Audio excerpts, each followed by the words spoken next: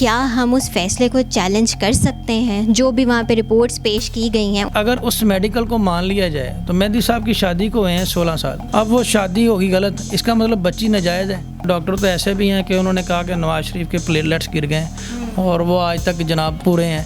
तो डॉक्टर तो सिंध में ऐसे भी हैं। जुल्म ये है कि बच्ची काल कला को प्रेग्नेंट हो जाती है तो हमें ये सुनना मिलेगा कि जी बच्ची बालग है। यही तो रोना है। और इसी ग्राउंड पे तो हम आ रहे हैं कि वो है ही माइनर और पहले उसकी एज का पता ना हो और आप कहें जी कुड़ी मुंडा राजी तो की करेगा काजी। अस्सलाम वालेकुम, मैं हूं अफसा खालिद और आप देख रहे हैं दस्तक टीवी। कल दुआ ज़ारा को सिंध हाई कोर्ट में पेश किया गया और सिंध हाई कोर्ट में पेश करने के बाद वहां पे जो पेशरफ्त हुई उससे हम सबके सामने आया है कि वहां पे कहा गया है कि दुआ ज़ारा की उम्र 14 साल हरगिज़ नहीं है। उसके वालिदैन जो बात कर रहे हैं उनको झुटलाया जा रहा है। इसी हवाले से मैं बात करूँगी एडवोकेट फ़याज़ रामे से, जो दुआ ज़ारा के वालिद के वकील हैं और लाहौर में इस केस को देख रहे हैं। अस्सलाम वालेकुम। जी वालेकुम अस्सलाम। कल जो सब पेश किया गया सिंध हाई कोर्ट में दुआ ज़ारा को, जो भी रिज़ल्ट्स आए हैं वो सब हम सबके सामने हैं। आप मुझे बताइए कि क्या हम उस फैसले को चैलेंज कर सकते हैं? जो भी वहाँ पे रिपोर्ट्स पेश की गई हैं उनको चैलेंज किया जा सकता है? जी बिल्कुल, मैं इसमें आपको 2-3 चीज़ें पहले इसका बैकग्राउंड बताऊं। ये जब 16/4 को बच्ची लापता हुई है सिंध से और 26/4 को इसका यहाँ पे मॉडल टाउन कचहरी में स्टेटमेंट हो गया, कन्फेशनल स्टेटमेंट हो गया और जज साहब ने इनको रिलीज़ कर दिया। उसके बाद जब हमने निकाहनामे की वेरिफिकेशन करवाई तो ये बर्थ सर्टिफिकेट और ये पासपोर्ट और ये सारी चीज़ें जब हमने कोर्ट के सामने रखी और कोर्ट को हमने ये सारे डॉक्यूमेंट्स दिखाए तो ये लाहौर की जो कोर्ट थी इन्होंने हमारी बात के साथ एग्री किया। निकाहनामा हमने वेरिफिकेशन करवाई तो वो निकाहनामा रजिस्टर्ड नहीं था। जिस कारी ने पढ़ाया उसने कहा जी हमने, कारी गुलाम मुस्तफ़ा ने कहा कि जी मैंने ये निकाहनामा नहीं पढ़ाया। हमने कहा कि जी ये सर इस निकाहनामे की हैसियत क्या रहेगी जब शरई तौर पे भी नहीं पढ़ाया गया, रजिस्टर्ड भी नहीं हुआ। तो इसकी जब आप किसी को ये खाली ऐसे तो नहीं होता कि एक लड़का और लड़की किसी केस में पकड़े जाएँ, मुलज़म हों और वो कहें हमने शादी कर ली है, ऐसे तो नहीं होता और उसका कोई प्रूफ ना हो। आपका नाम अगर हफ्सा है तो मैं पूछूंगा तो उसके लिए आप आईडी कार्ड शो करेंगे, ठीक है, डेफिनेटली सी बात है। ये सारी चीज़ें जब यहाँ पे बहस हुई, सारे मामलात हुए, उसके बाद ऑनरेबल जो कोर्ट थी यहाँ की उन्होंने हमारी बात के साथ एग्री किया। फिर हमने असगर को यहाँ से होम डिपार्टमेंट से अरेस्ट करने की परमिशन ली, वहाँ पे भी यही डॉक्यूमेंट बताए। उन्होंने कहा जी ठीक है। यहाँ पे हमने लाहौर में एडिशनल सेशन जज साहब की कोर्ट में एप्लीकेशन दी ओसिफिकेशन टेस्ट के लिए, वो हमारी खारिज कर दी। क्यों? उन्होंने कहा आपके पास तो पहले ही इतने डॉक्यूमेंट्स हैं, आप क्यों ओसिफिकेशन टेस्ट करवाना चाहते हैं? ये लाहौर की अदालत ने खारिज की। उन्होंने कहा आपका बर्थ सर्टिफिकेट है, पासपोर्ट है, बैरून मुल्क सफ़र करती नहीं है। मकसद बात यह है कि उन्हीं डॉक्यूमेंट्स की बेस के ऊपर और निकाहनामा जाली एक्सेप्ट करते हुए कोर्ट ने असगर जो विटनेस था उसको हमने अरेस्ट किया। उसका सिंध लेके जाने का रिमांड की परमिशन मिली और सिंध कोर्ट ने उस रिमांड को जाके ट्रायल कोर्ट ने एक्सटेंड किया और वो अभी तक जेल में है 15 दिन से। अब यकदम से हाई कोर्ट जाते हैं और वहाँ पे जाके एक छक्का मारते हैं और छक्का मारने के बाद क्या कहते हैं जी ये सारे डॉक्यूमेंट्स गलत हैं और ये एक ओपिनियन जो है वो डॉक्टर से ले लेते हैं। A man can tell a lie but document can not tell a lie. तो डॉक्यूमेंट होता ही इसलिए। अब ये मामला आ गया 2 इदारों के दरमियान, नादरा और मेडिकल ऑफिसर। डॉक्टर का जो मेडिकल होता है ये उन केसेस में होता है जहाँ पे कोई और प्रूफ ही ना हो एज का। तो चलो जी कोई प्रूफ नहीं है, अब हम करवा लेते हैं इसका ओसिफिकेशन टेस्ट। वो एक रफ असेसमेंट देता है, वो दिन तो नहीं बता सकता 16 से 17 है, 15 से 16, तुक्का लगा देता है।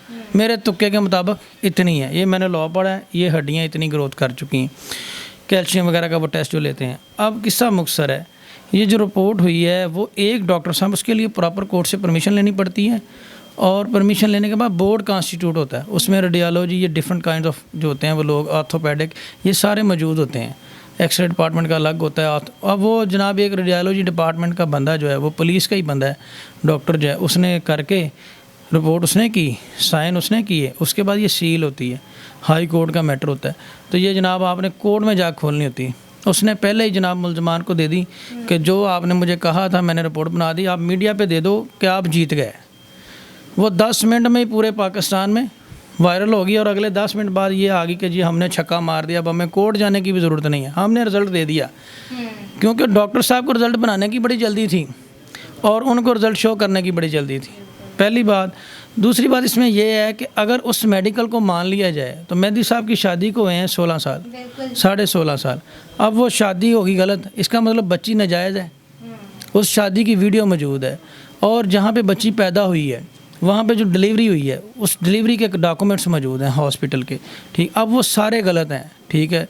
जो 14 साल पुराने डॉक्यूमेंट्स हैं, जो बैरून मुल्क सफ़र करती नहीं है, जब आपने बैरून मुल्क जाना होता है हर चीज़ की वेरिफिकेशन होती है। एजुकेशनल रिकॉर्ड है, 7वीं जमात में पढ़ती है। तो अब बात ये है कि केस तो इस्टेब्लिश हो गया, अब ये ऑनरेबल जजेस के ऊपर है। तो ये उनके ऊपर है। डॉक्टर तो ऐसे भी हैं कि उन्होंने कहा कि नवाज शरीफ के प्लेटलेट्स गिर गए और वो आज तक जनाब पूरे हैं। इसी तरह चीफ जस्टिस ऑफ पाकिस्तान ने शराब पकड़ी एक साहब से और उन्होंने कहा जी ये शायद है। तो डॉक्टर तो सिंध में ऐसे भी हैं, यहाँ पे कोई मजबूरी नहीं है। पहली बात मेरे मुताबिक ये मेडिकल नहीं था बनता। सेकंड बात ये है कि इसमें हमने मेडिकल को कर दिया चैलेंज, जो हमारा राइट है। इस बच्ची का री एग्जामिनेशन होगा, इन दी प्रेजेंस ऑफ कोर्ट होगा, जो मजिस्ट्रेट करवाएंगे और डॉक्टर्स का प्रॉपर एक बोर्ड कॉन्स्टिट्यूट होगा। और वो जो डॉक्टर साहब हैं उनको मुअत्तल कर दिया गया। ये मैं चीज़ आपको बताऊं, अब एक डॉक्टर मुअत्तल कर दिया गया और उसकी रिपोर्ट की क्या अहमियत है, वैलिड ही नहीं रहती है। उस रिपोर्ट देने की वजह से उस डॉक्टर साहब को मुअत्तल कर दिया गया है और उस रिपोर्ट की क्या अहमियत है। और यहाँ पे हमें सुनने को मिल रहा है जी बच्ची, अब जुल्म ये है कि बच्ची कल कला को प्रेग्नेंट हो जाती है तो हमें ये सुनना मिलेगा कि जी बच्ची बालिग है। और दूसरा मुझे ये सुनने को मिल रहा है जी निकाह नामा जो है वो लाहौर का है। तो ये जो ऑफेंस है ये एक जर्नी के तहत कमिट हुआ है। बच्ची को पहले एक मैं 361 ये कहता है पीपीसी का कि जब आप किसी को बुला लेते हैं कि फ़लाँ नुकर पे मुझे मिले, वहाँ से इट मीन्स आप उसको इंटाइस कर रहे हैं, पूरा शेड्यूल बता रहे हैं, मैप बता रहे हैं कि आपने वहाँ से टैक्सी लेनी, वहाँ बैठना है। तो और आप ट्रैप नहीं कर रहे तो और क्या कर रहे हैं? सारा प्लान तो आप दे रहे हैं। फिर 51 डेज़ लड़की साथ रही है, एक मुलज़म की कंपनी में रही है, मुलज़म की गाड़ी में आई है और उस मुलज़म को पकड़ने के लिए आईजी सिंध तब्दील कर दिए गए हैं और सिंध पुलिस ने उसको एक दमाद की तरह गाड़ी में बैठा के प्रोटोकॉल के साथ और वालदैन को बिल्कुल महरूम ही कर दिया। दुनिया का कोई लॉ कहता है कि इवन के गोरे जो हैं वहाँ वो हमसे ज़्यादा लिबरल हैं, वहाँ पे भी ये नहीं कहा जाता कि आप वालदैन को मुलाकात से महरूम कर दें। अब ये केस क्या रुख इख्तियार कर रहा है? इसमें मैडम अभी जो सिंध हाई कोर्ट है उन्होंने यही कहा कि जो हमारी रिपोर्ट है, जो हमारे सामने स्टेटमेंट हुई है, we are not incline with the statement. हम इसके साथ मायल नहीं है, ये हम किसी के ऊपर इम्पोज नहीं कर रहे। ट्रायल कोर्ट जहाँ पे केस चलना है, जहाँ पे एफआईआर थी, वो केस को सुनेगी। 173 की रिपोर्ट वहाँ पे आईओ सबमिट करेगा, मतलब आसान अल्फाज में चालान सबमिट करेगा, लिस्ट ऑफ जो बंदे पकड़े उनके सबमिट करेगा। उसके बाद बच्ची का जो री एग्जामिनेशन होगा, ये जो डिस्प्यूट आ गया निकाह नामे में, और इसका फ़ैसला करेगी वो ट्रायल कोर्ट। ये हाई कोर्ट नहीं कर सकती, जिसने केस सुनना है वो दोनों पार्टीज़ को सुनने के बाद फ़ैसला करेगा। सिंध हाई कोर्ट का फ़ैसला ये है। अब ये पहले सबसे पहले तो जो एज का डिस्प्यूट है ये सॉल्व होगा, उसके बाद उसका बयान का देखेंगे ना। अगर आप पहले ही बयान ले लेते हैं, उस बयान की क्या, बयान तो एंड पे लेना है। पहले ये तो देखें कि वो कॉम्पिटेंट टू कॉन्ट्रैक्ट है कि नहीं। मैरिज एक कॉन्ट्रैक्ट है, वो कॉन्ट्रैक्ट ऑफ मैरिज कर सकती है कि नहीं कर सकती। अगर वो है ही माइनर, यही तो रोना है। और इसी ग्राउंड पे तो हम आ रहे हैं कि वो है ही माइनर और पहले उसकी एज का पता ना हो और आप कहें जी कुड़ी मुंडा राजी, तो की करेगा काजी? तो काजी फिर घर कला चला जाए, जो उन्हें अभी नहीं देखना हैगा कि उसका जो है वो बर्थ सर्टिफिकेट और उसकी एज क्या है। और यही बात है। और सिंध के लाहौर की सारी अदालतों में चीज़ें डिस्कस होके प्रूव होके लड़की वहाँ पे गई है। सिंध में जाके लॉ बदल जाता है, पता नहीं या क्या होता है। और सिंध के कानून के मुताबिक तो एज भी 18 साल है सिंध, और बच्ची सिंध की है, ऑफेंस वहाँ से स्टार्ट हुआ है। दुआ ज़ारा को लाहौर हाई कोर्ट में पेश किया जाएगा, क्या ये मुमकिन है? जी, लाहौर हाई कोर्ट ने जो है वो प्रोड्यूस करने का ऑर्डर फरमाया हुआ था 1 जून का। उसमें लड़की को प्रोड्यूस करना कोई मजबूरी नहीं है। लाहौर हाई कोर्ट में उस वक्त सिचुएशन ये थी कि इन्होंने हरासमेंट पटिशन फ़ाइल की कि पुलिस को डायरेक्शन की जाए कि हरासा ना किया जाए। जज साहब ने इनकी डायरेक्शन की रिक्वेस्ट फ़ारग कर दी। उन्होंने कहा आपके ऊपर एफआईआर, आप हरासमेंट की डायरेक्शन लेने आ गए, पहले लड़की तो पेश करो।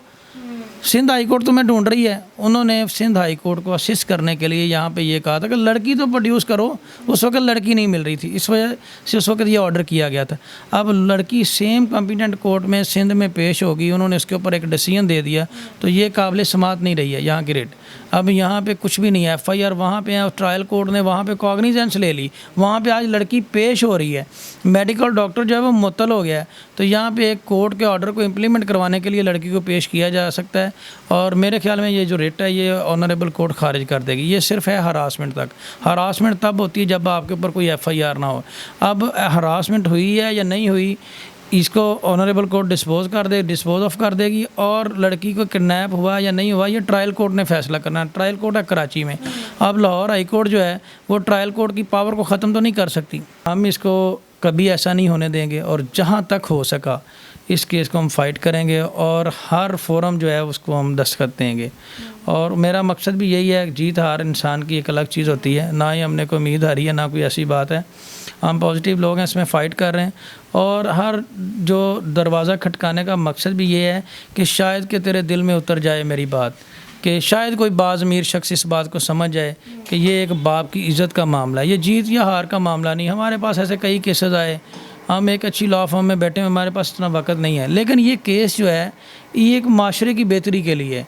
कितने लोग इसको देखें और पब्लिक इंटरेस्ट का केस है और वहाँ पे आप लॉ ऑफ द लैंड अगर कोर्ट इम्प्लीमेंट करवाना चाहे और होना चाहिए। फ़याज़ साहब, देखते हैं अब ये दुआ ज़ारा का केस क्या रुख इख्तियार करता है, क्या इसका फ़ैसला निकलता है। अवाम की नज़रें सिर्फ इस केस पे और सब लोग उस बच्ची के लिए दुआ करें कि उस बच्ची के हक़ में बेहतर होना चाहिए, उसके माँ बाप के हक़ में बेहतर होना चाहिए, उसके साथ ज़्यादती नहीं होना चाहिए। हम सब इस केस पे नज़रें जमाए बैठे हुए हैं। अब मज़ीद तफसीलात के लिए आप लोग देखते रहिए दस्तक TV। अभी के लिए दीजिए मुझे इजाज़त। अल्लाह हाफ़िज़।